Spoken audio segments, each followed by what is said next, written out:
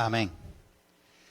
El tema de esta mañana lleva por nombre Hijos de la Promesa. ¿Cómo se puede ser hijo de la promesa, Josué?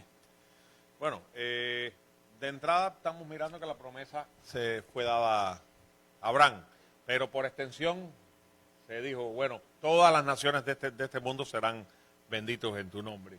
Y a través de esa bendición extendida que Dios dio, nosotros hemos llegado a ser hijos de la promesa también. Exactamente, cuando uno se acerca a Dios, se entrega a Dios y vive la vida conforme a la voluntad de Dios, escudriñando su palabra, porque es solamente a través de su palabra la manera que nosotros tenemos para conocer de Dios. Entonces, el Señor nos considera sus hijos. Amén. Y las promesas que el Señor le hizo a Abraham, incluso si nos vamos un poquito más atrás, las promesas que le hizo a Adán y Eva, que fue repitiéndose en Jonás, después en Abraham, después en Isaac, después en Jacob, esas promesas se fue transmitiendo y llega hasta nosotros. O sea que nosotros somos beneficiados por las promesas que Dios le hizo a Abraham.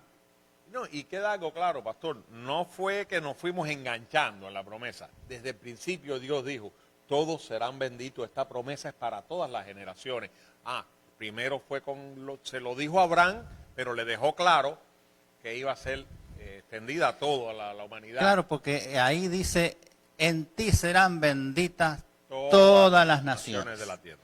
Y entonces nosotros somos parte de esas naciones en los tiempos modernos.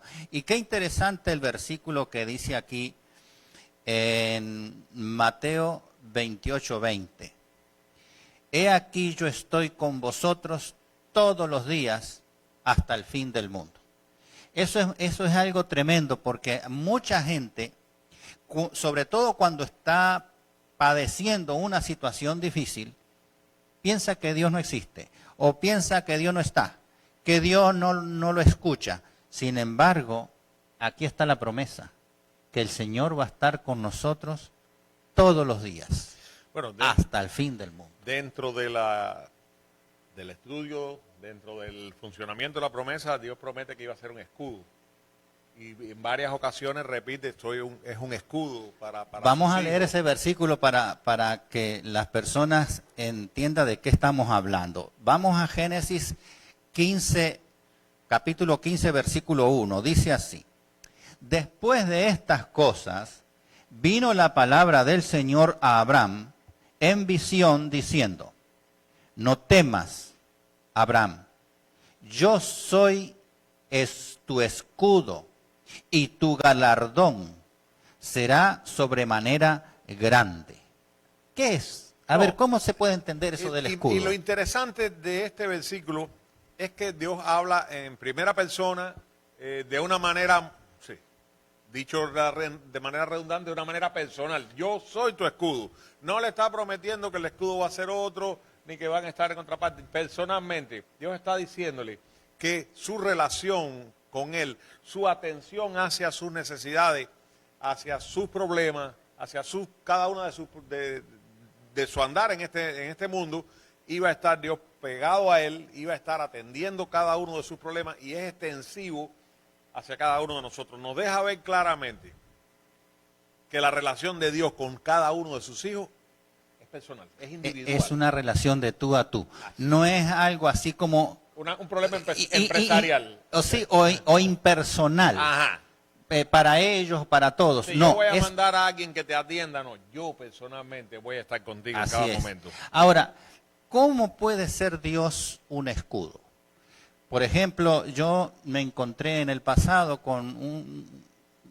conversando y resulta que la persona que estábamos hablando era mamá de una chica de 17 años que tuvo un accidente automovilístico y perdió la vida. Bueno, devastó a la mamá, era su única hija y ya habían pasado muchos años Y entonces me decía, bueno, ¿dónde estaba Dios?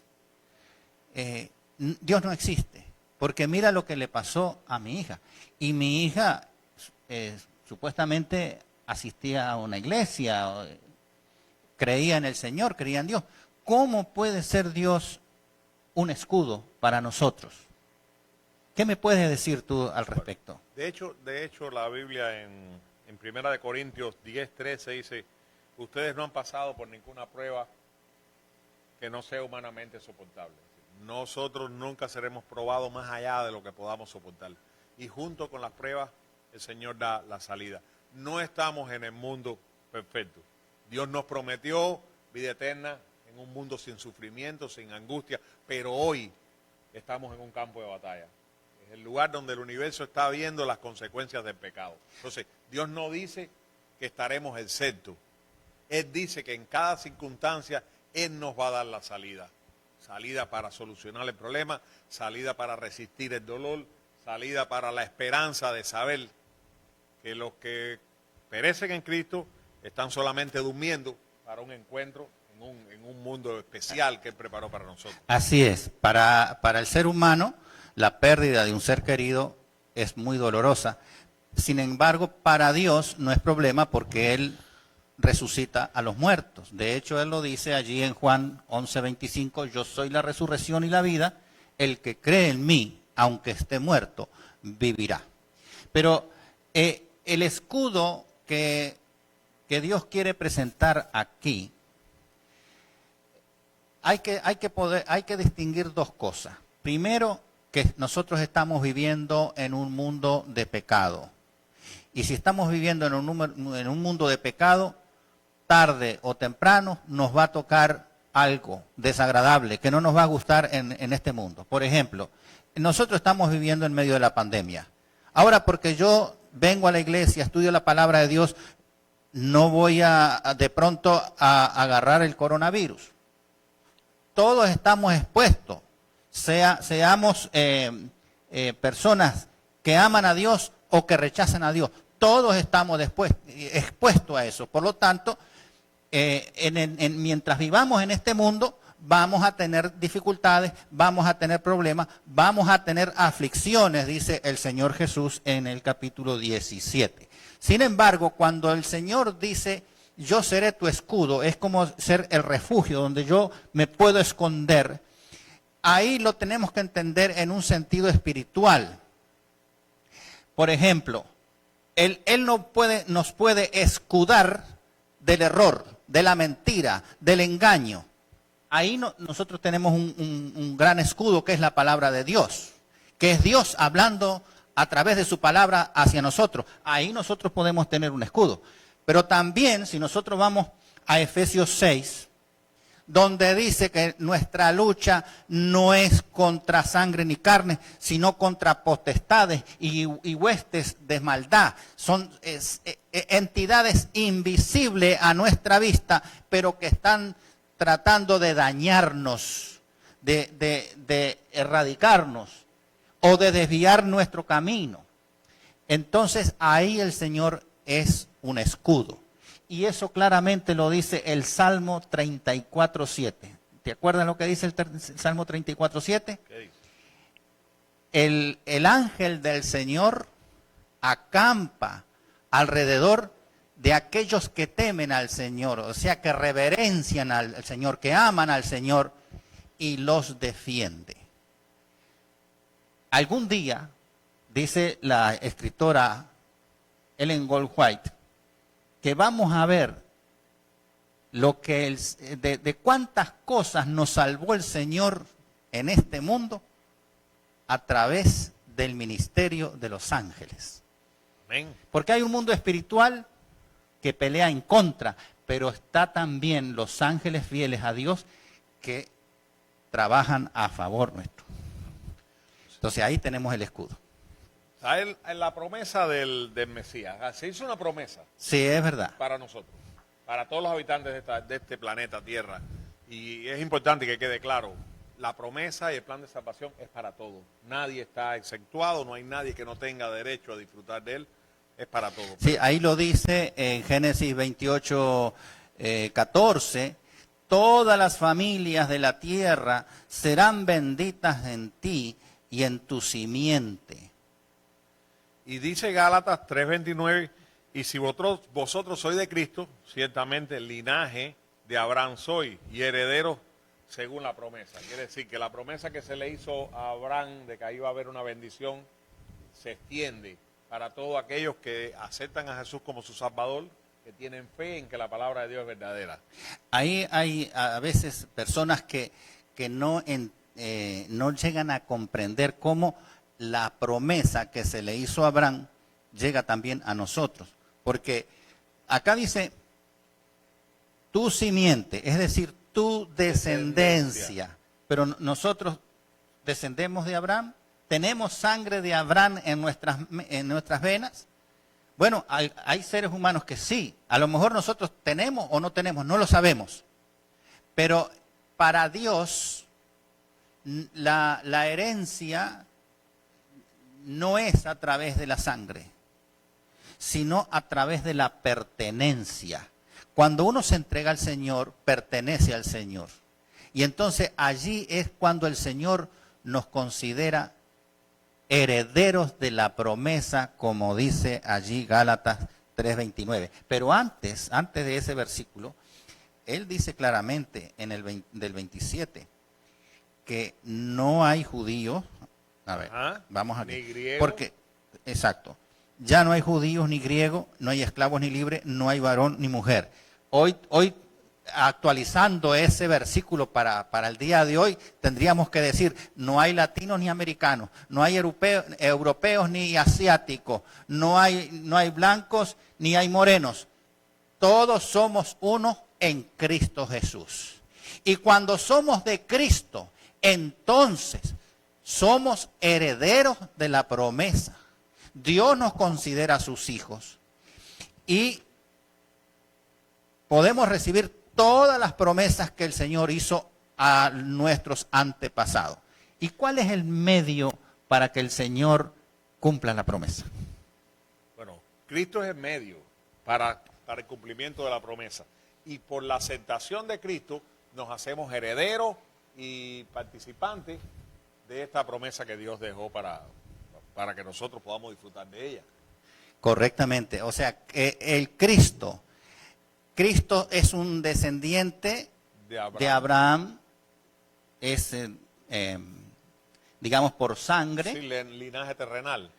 Pero la promesa no era exclusivamente para el pueblo hebreo.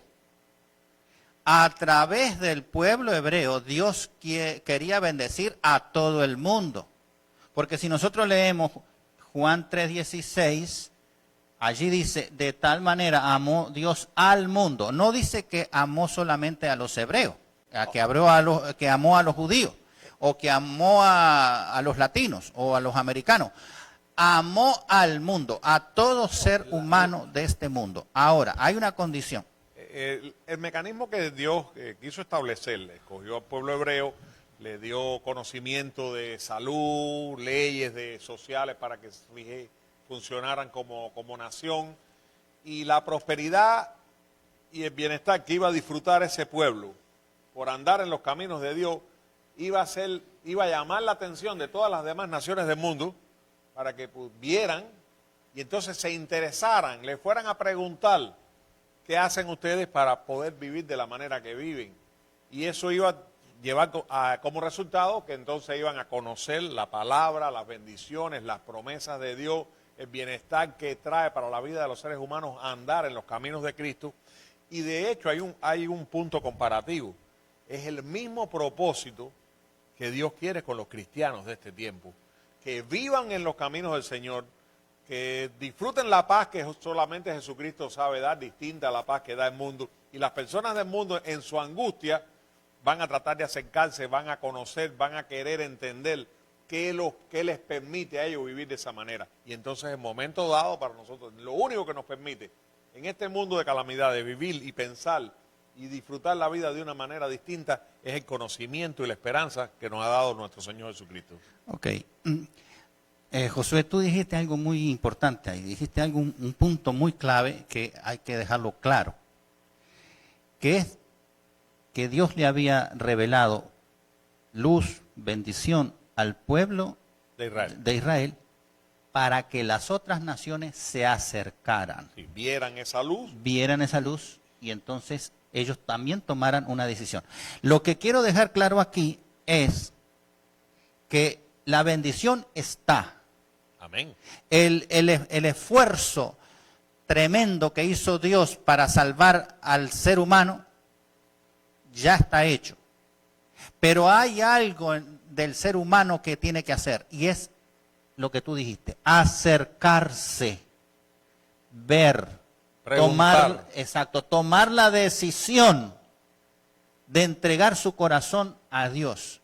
Por eso el versículo lo dice, el de Juan 3:16 lo dice claro, de tal manera amó Dios al mundo que ha dado a su Hijo unigénito, y aquí viene la condición, para todos aquellos que creen en Cristo.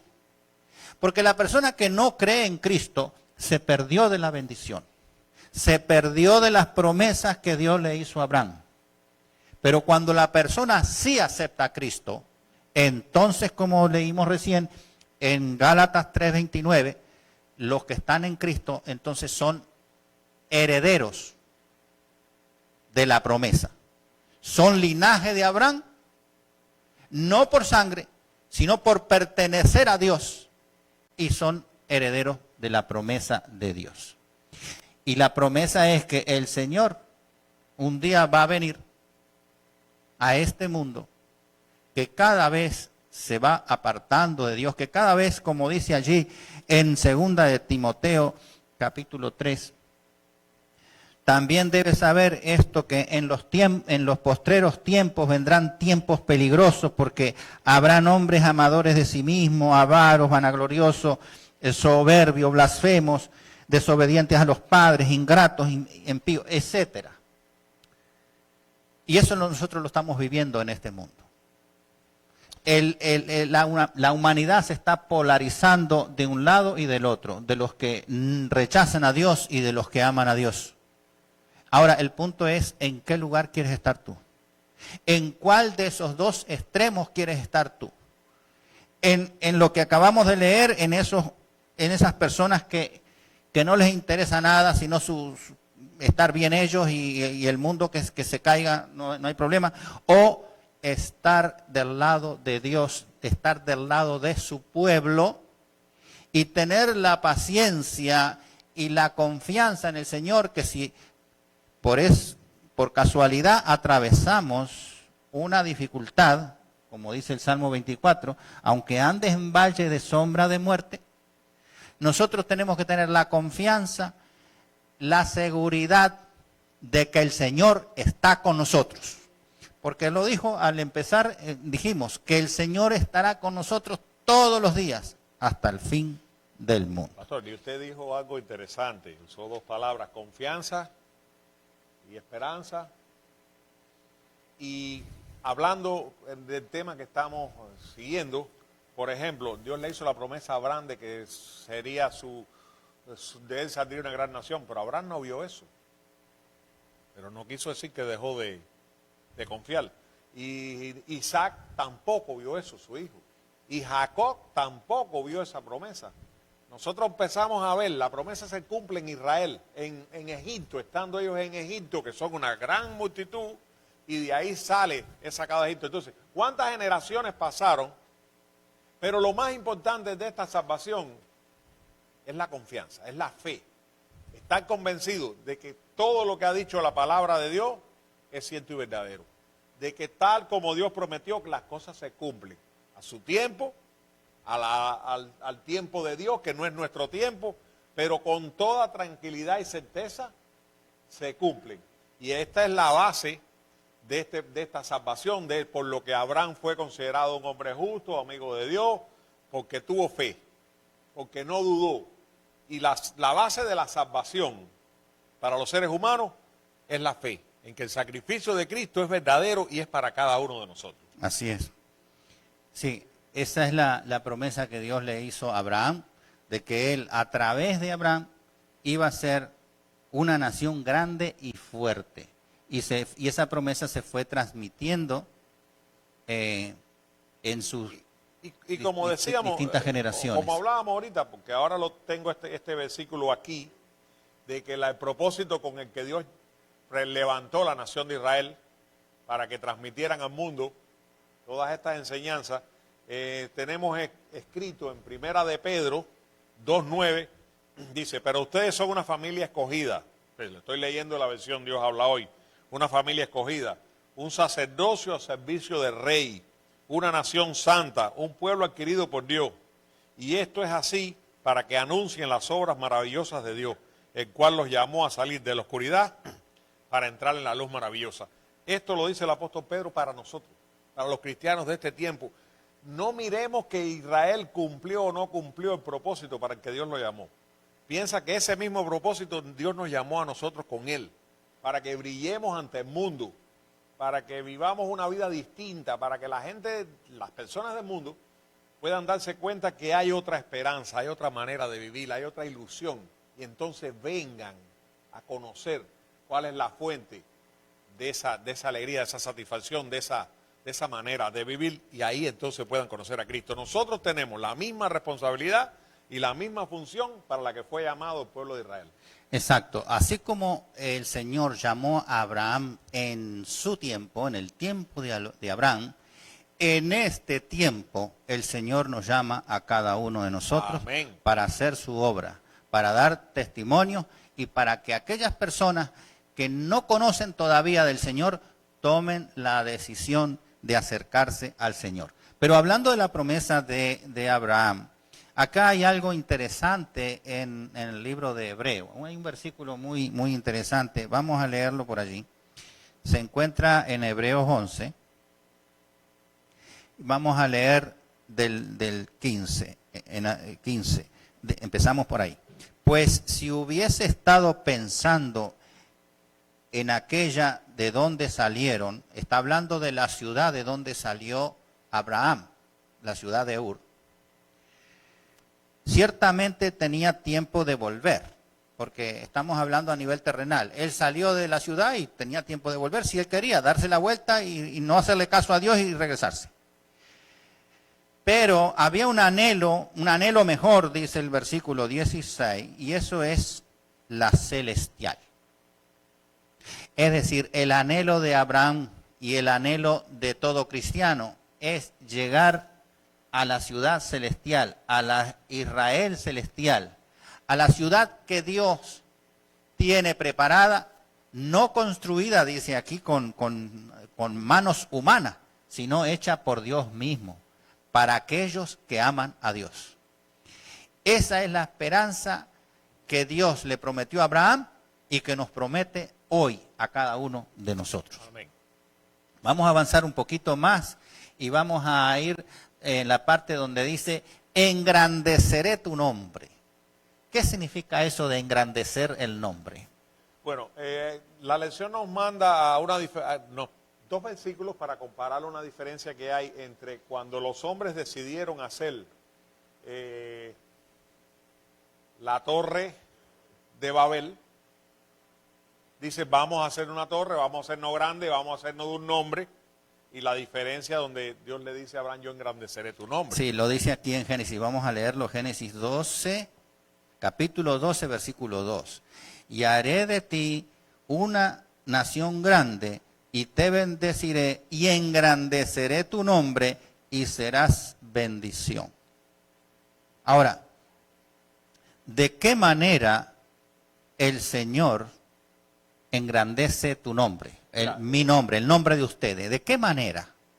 Lo que engrandece, el nombre de Dios y engrandece mi nombre es cuando yo ando delante de los mandatos y de los caminos que Dios estableció para mí. Cuando yo soy un ejemplo al mundo de vivir según los mandamientos de Dios. Cuando las personas se tienen que retraer a la hora de poderte señalar una cantidad de defectos. Y cuando tú vives una manera de vivir distinta por lo que Dios te enseñó, de esa manera tu nombre se enaltece, tu nombre crece y es la manera en que yo lo veo. Correcto. Pero hay un punto más aquí que vamos a hablar. Generalmente nosotros miramos todas las cosas a nivel humano, a nivel terrenal. Y la palabra de Dios dice, a través de Pablo, que nosotros somos vistos, somos espectáculos para seres que no son de esta tierra, seres extraterrestres, por decirlo así. Los ángeles, los seres de los mundos no caídos. Ellos están observando cómo el Señor está resolviendo el problema del pecado en este mundo y cómo nosotros, los afectados, estamos respondiendo al Señor. Así que somos observados. Claro, a nivel del mundo, la gente quiere tener su nombre grande. Hay políticos que quieren que su nombre y su imagen salga varias veces en los medios de comunicación, un artista, un profesional exitoso, etcétera. Pero para Dios es diferente. Porque para Dios engrandecer el nombre lo va a hacer cuando nuestro carácter sea semejante al de Él. Amén. Porque Él hizo un gran esfuerzo para salvar la humanidad, para que nosotros tengamos un carácter semejante al del Señor. Entonces Él nos engrandece cuando cambia nuestro carácter, cuando nuestra fe es fuerte, cuando nosotros somos humildes en el sentido de obedecer a la palabra de Dios, de no creernos que nosotros lo sabemos todo. No, la palabra de Dios es la que sabe, Dios es el que sabe. Así que nosotros tenemos que seguir lo que dice el Señor. Y además, el amor que nosotros podemos manifestar, no solo a Dios, sino a nuestro semejante, a nuestro prójimo, empezando por nuestro hogar, por nuestra familia, por los más cercanos. Entonces, de esa manera el Señor va a engrandecer nuestro nombre. Amén. Yo creo que más o menos se nos fue el tiempo y prácticamente hemos abarcado todo. No sé si quieres agregar algo más. Tengo un punto aquí que dice, no fue una prueba ligera la que soportó a Abraham, ni tampoco era pequeño el sacrificio que se requirió de él, pero no vaciló en obedecer el llamado de Dios. Así que no es solo, Dios hizo todo el plan de salvación, dio su vida por nosotros, pero nosotros también tenemos una parte en esta salvación. Exacto. Y hay dos cositas más que lo dice la misma cita que tú acabas de leer. Dice, Dios había hablado a su siervo y entonces su siervo Abraham, y él tenía que obedecer. Él quiso obedecer por su propia voluntad. Pero lo que yo quiero resaltar es lo que voy a leer a continuación. Pero él, Abraham, el lugar más feliz de la tierra era donde Dios quería que estuviera. Amén. Eso es tremendo. Uno a veces piensa, me voy a mudar a un lugar paradisiaco, o voy a comprarme una mansión en tal lugar, una casa en tal lugar, o me voy a otro país. Bueno, nosotros estamos aquí en este país por otras circunstancias, pero mucha gente dice, pues me voy a ir a vivir a otro país porque allí me voy a sentir mejor. Pero aquí dice que el mejor lugar de la tierra es donde Dios quiere que tú estés. Amén. Y yo estoy seguro que el lugar que Dios quiere que tú estés es su casa, la casa de Dios, la iglesia, para que tú vengas a adorar y glorificar su nombre. No importa en qué parte del mundo vivamos y en qué condiciones vivamos. El punto es que el Señor tiene preparadas mansiones para aquellos que se han mantenido fieles al Señor hasta el final. Entonces no te preocupes cómo estás viviendo, dónde estás viviendo, porque el Señor, cuando venga en majestad y gloria, te va a llevar a ti a las mansiones celestiales y vas a vivir junto al Señor por toda la eternidad. Que Dios te bendiga esta mañana, que Dios obre a través del Espíritu Santo en tu mente y en tu corazón, para que hoy tú tomes la decisión de comenzar una vida nueva en Cristo Jesús. Amén. Les invito a inclinar su rostro y vamos a tener una palabra de oración. Padre nuestro que estás en los cielos, te damos gracias, Señor, porque vemos a través de tu palabra que tú eres bueno y para siempre es tu misericordia. Amén. Señor, en esta hora queremos entregarnos en tus manos de amor para que tú nos tomes y por medio de tu Santo Espíritu, tú obres en nuestra mente y en nuestro corazón para que nosotros podamos llevar una vida consagrada a ti. Ayúdanos, Señor, porque solo no lo podemos hacer. Bendícenos así como estamos, bendice, Señor, a cada familia aquí representada y también a aquellas personas y familias que se están conectando en esta hora. Nos encomendamos en tus manos de amor, implorando el perdón de nuestras faltas y pecados, en el nombre de Cristo Jesús. Amén.